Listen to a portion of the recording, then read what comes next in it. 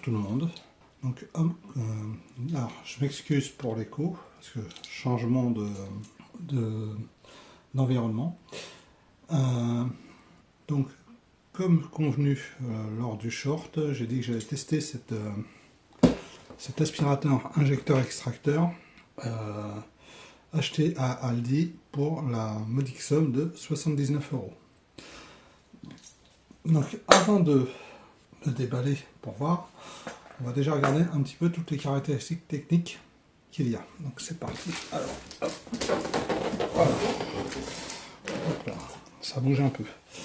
Donc, on va mettre comme ça. Voilà, ça doit être pas mal. Alors,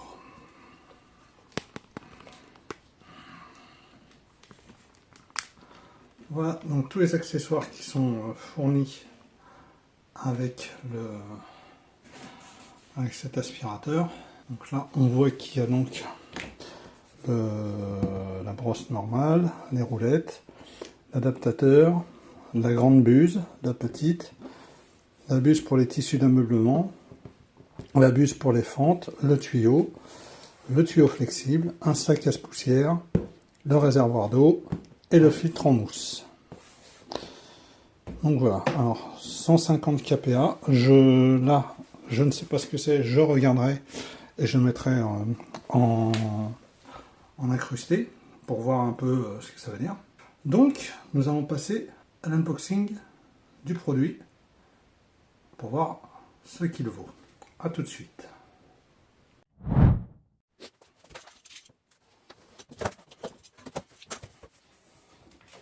Ok, bon, la notice, il sera très intéressant de la sortir.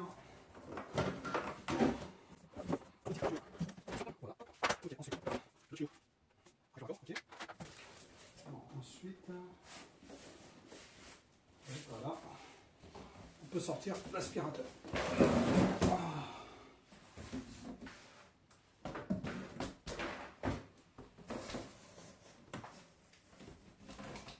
Non mais attendez, c'est une blague?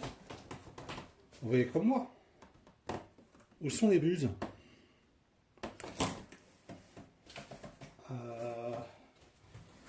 Ouais, bon. On va regarder si elles sont à l'intérieur de la cuve de l'aspirateur. On sait jamais. Sinon, il faut que je le ramène. Allez, hop. Okay. Ah, ouf.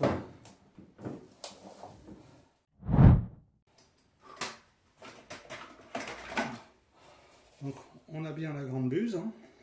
Voilà. Donc celle-là, je pense pas qu'on va l'utiliser pour le test. On verra après. Donc je la pose là pour le moment. On a la petite buse. Voilà. Ça. Pour les tissus d'ameublement, c'est très bien. D'ailleurs, on va s'en servir un petit peu au début. Donc voilà. Ensuite, là, le petit suceur. On procède à l'assemblage.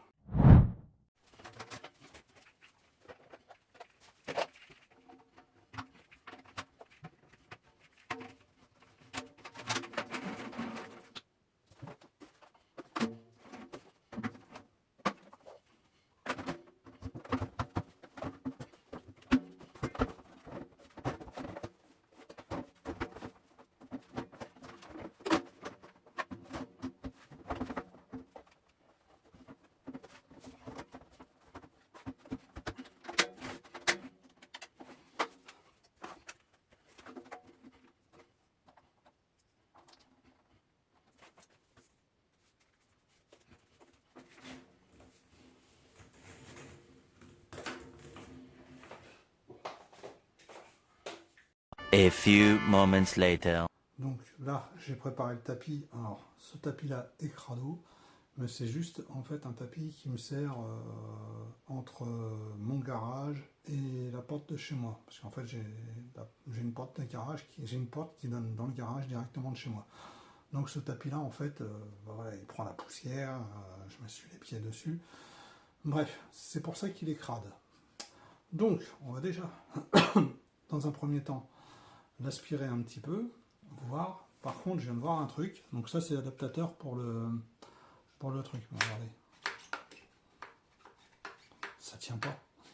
Ça tient pas.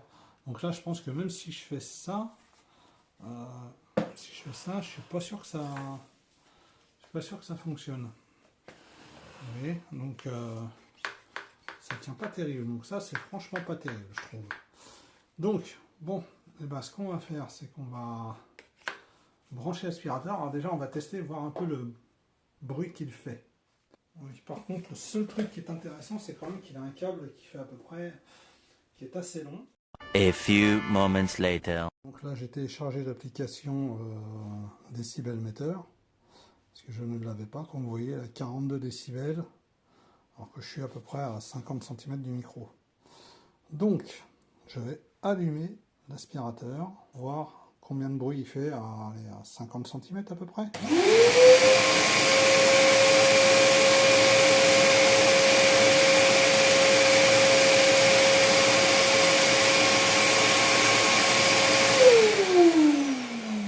Alors comme vous voyez, on est à 90 décibels.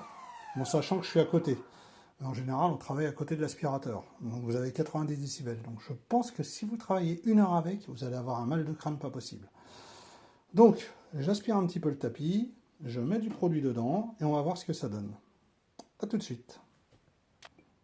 A few moments later. Donc voilà, maintenant que j'ai aspiré, je vais remplir la cuve de produit, enfin d'eau, et puis on va pouvoir le faire. Voilà, hop, histoire de... Ça va? Ce que ça donne. Hop. Ah, c'est tombé ça. Voilà, hop, c'est parti. Donc je remplis le fil. Donc là, j'ai rempli la cuve. Et j'ai passé un petit coup de produit, ça, donc que tout le monde connaît, hein, c'est en vente sur Action, chez Action. Donc.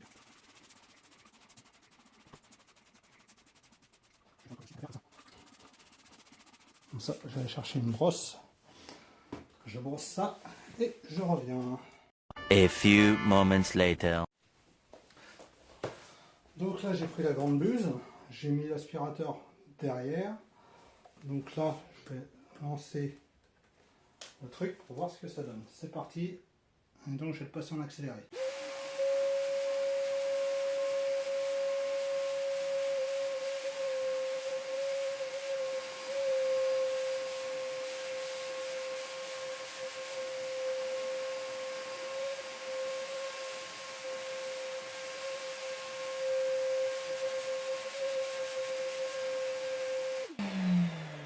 Ah, ça fait du bien quand ça s'arrête. Donc, je viens de voir un truc, je vais vous montrer après. Donc là, si on enlève le scotch,